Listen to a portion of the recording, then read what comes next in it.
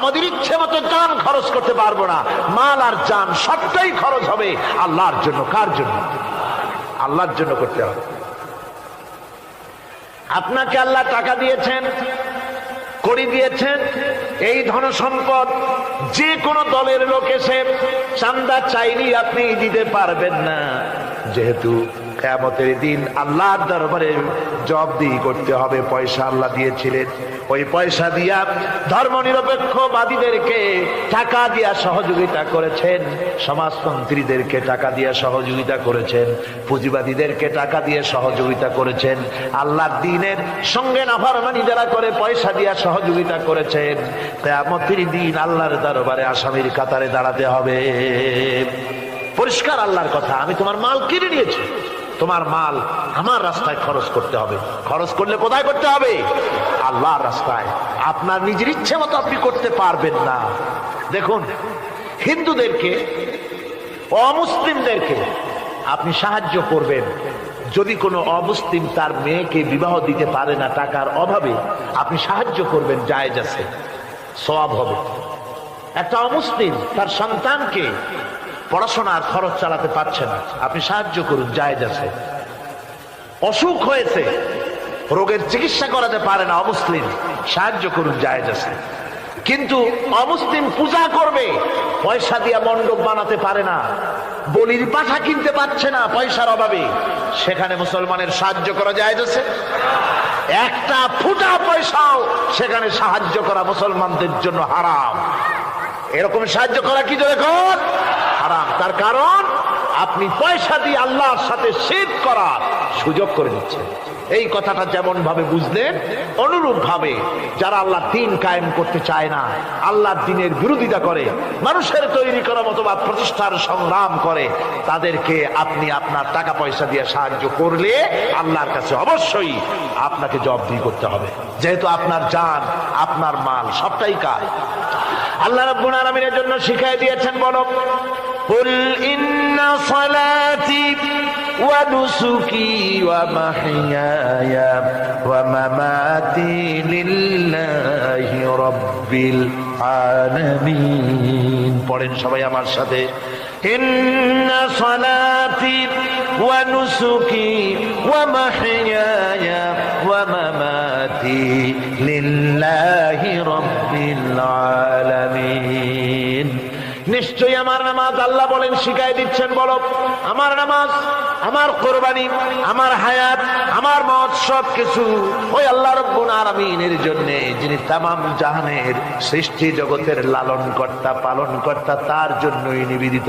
সুতরাং আপনার ইচ্ছে মতো জান মাল খরচ করতে পারবেন না, খরচ করতে হবে আল্লাহর পথে। বুকের মধ্যে যে জানটা আছে জান আপনার, কিন্তু আপনি কি আত্মহত্যা করতে পারবেন? আত্মহত্যা করলে কি হয়? কবিরা গুনাহ। কি হবে? কবিরা গুনাহ। কিয়ামতের শাস্তি কি? জাহান্নাম। কোথায় যেতে হবে? জাহান্নাম। যদিও জানটা আপনার মধ্যে আপনার, কিন্তু এটা আল্লাহ আপনার কাছে আমানত রেখেছেন। এই জান আপনি যেখানে সেখানে খরচ করতে পারবেন না। আপনার এই জানটা নিয়ে মানুষের তৈরি করা মতবাদের আন্দোলনে সংগ্রাম করে জানকে ক্ষতিগ্রস্ত করতে পারবেন না। ওই রাস্তায় মরবেন তো জাহান্নামে যেতে হবে। এই রাস্তায় আপনার জীবন দিতে বলা হয়নি। আপনার জান আর মাল সবটা খরচ করতে হবে আল্লাহ রাব্বুল আলামিনের জন্য, যেহেতু আমাদের জান মালের বিনিময়ে আল্লাহ রাব্বুল আলামিন আমাদেরকে জান্নাতের ওয়াদা করেছেন। মুমিন ব্যক্তির এই কোয়ালিটি হবে। মুমিন ব্যক্তি, সে ব্যক্তি, তার মনের মধ্যে এই চিন্তা হবে, কেউ আমাকে ক্ষতি করতে পারবে না, আমাকে কেউ মারতে পারবে না। ওয়ামা হুম বিদাররিনা বিহি মিন আহাদিন ইল্লা বিইذনিল্লাহ। আল্লাহর বিনা হুকুমে আমার এক গাছা পশম কেউ বাঁকা করতে পারবে না। এটাই মুমিনের ঈমান হওয়া উচিত। শুধু তাই নয়, মুমিনের কলিজার ভিতরে এ ধরনের সাহস থাকবে, বিশ্বাস থাকবে। ওয়ামা কানা লিনাফসিন আন তামুতা ইল্লা বিইذনিল্লাহি কিতাবাম মুআজ্জালা কোন প্রাণী তার নির্ধারিত সময়ের আগে কেউ তাকে মারতে পারবে না। আল্লাহ পাক যে সময় নির্ধারণ করেছেন ওই নির্ধারিত সময়ের আগে কারো মৌত হবে না। নির্ধারিত সময়ের আগে কারো মৌত হবে না। কোরআনে কারীমে ভিন্ন জায়গায় আল্লাহ বলেন, কুল লাউ কুনতুম ফি বুয়ুতিকুম লাবারাযাল্লাযীনা কুতিবা আলাইহিমুল কাতলু ইলা মাদাজিহিম। আল্লাহ পাক বলেন, নবী বলুন, ভাগ্যে যদি নিহত হওয়া থাকে, ভাগ্যে যদি নিহত হওয়া থাকে, সে যদি তার নিজের বিছানায়ও থাকে, ওই বিছানা থেকে তাকে বেরিয়ে যেতে হবে, মৃত্যুর জায়গায় তাকে পৌঁছে যেতে হবে। কেউ রক্ষা করতে পারবে না। মৌত যখন আসবে অবশ্যই মৃত্যুর কাছে তাকে যেতেই হবে। আমার বন্ধু, মনে পড়ছে সেই দার্শনিকের কথা। একজন দার্শনিক নৌকায় চড়ে যাচ্ছে কোথাও, তো নৌকায় চড়ে যাচ্ছে, দার্শনিক একা, মাঝি নৌকা বাঁধছে।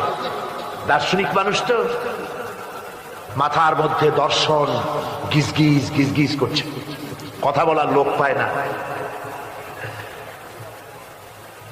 এখন মাঝির সাথেই কথা বলার সিদ্ধান্ত নিল। শেষ পর্যন্ত বলল, রে মাঝি, কত বছর নৌকা চালাও? তা তো বহুত বছর, জীবনটাই কাটাই দিলাম। ভূগোল চেনো? ভূগোল কখনো দেখেছো? কই যে না, ভূগোল আমি দেখবো কোথাতে, আমি হলাম গরিব মানুষ, এগুলি ধনীদের কাম, তারা হয়তো খায় টায়, আমি ভূগোল দেখিও নাই খাইও নাই। বলে আশ্চর্য কথা, ভূগোল মানুষে খায় নাকি? জীবনটা তো সারে নেই, নষ্ট করে ফেলাইছে। মাঝি দাঁতগুলো বাইর করে দিয়ে বলতেছে, স্যার হইতেও পারে। কিছুক্ষণ পর দার্শনিক বলছে, এই বেটা, দর্শন বোঝো?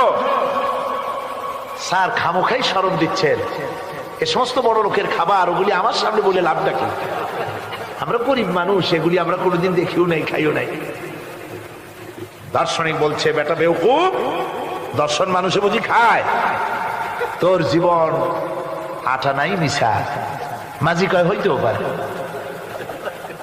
এবার দার্শনিক বলছে, এই বেটা, কিছুই তো জানো না, খালি দাব্বাই করো, ইতিহাস চেনো? মাঝি বলছেন, স্যার এইবার একটা কথা বলছেন যেটার সাথে কিছুটার মিল আছে, আমি খাইছি। সেটা হচ্ছে, বাপ গরিব ছিলেন, কিন্তু মাঝে মধ্যে শীতের মৌসুমে পাতিহাঁস জবাই করে আমরা খাইতাম, আর বিবাহের সময় শ্বশুর বাড়ির রাজহাঁস জবাই করে খাওয়াইছিল, কিন্তু ইতিহাস তো খাই নাই, ওইটা কোথায় পাওয়া যায়? দার্শনিক বলছে,